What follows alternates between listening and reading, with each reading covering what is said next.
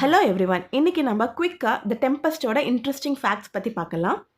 So இதுதான் வந்து ஷேக்ஸ்பியரோட most musical பிளேன்னு சொல்றாங்க. அதனால தியேட்டர் அடாப்டேஷன் வந்து நெறையவே இருந்திருக்கு இந்த பிளேவ பேஸ் பண்ணி.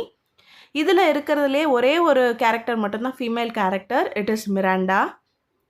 இதுல வந்து காலனைசேஷன பத்தி சொல்லியிருப்பாரு. அப்பதான் வந்து பிரிட்டிஷ் வந்து காலனைஸ் பண்ணிட்டு இருந்தாங்க நெறைய கண்ட்ரீஸ இன்க்ளூடிங் இண்டியா. ஸோ அத வந்து கேலிபன் அப்படின்ற கேரக்டர் மூலியமா காலனைசேஷன பத்தி சொல்லியிருப்பாரு. ஸோ இதில வந்து ஷிப் ரெக்க பத்தி சொல்லியிருப்பாரு. அத வந்து பெர்முடால வந்து 1609ல வந்து ஒரு ஷிப் ரெக் நடந்தது. பிரிட்டிஷ் ஷிப்புக்கு. அத பேஸ் பண்ணி எழுதியிருக்காரு. இதில ரொம்ப ஃபேமஸான ஃப்ரேசஸ் வந்து இதில தான் ஃபர்ஸ்ட்டு காயின் பண்ணியிருக்காரு. பிரேவ் நியூ வேர்ல்ட், இன்டூ தின் ஏர், இன் அ பிக்கிள். ஸோ இதில வந்து ஒரு எபிலாக் இருக்கும். ப்ராஸ்பரோ சொல்ற மாரி. அந்த எபிலாக் வந்து ஷேக்ஸ்பியர் வந்து ரைட்டிங்கையும், தியேட்டரையும் விட்டுட்டு போற மாரி சொல்லியிருப்பாரு.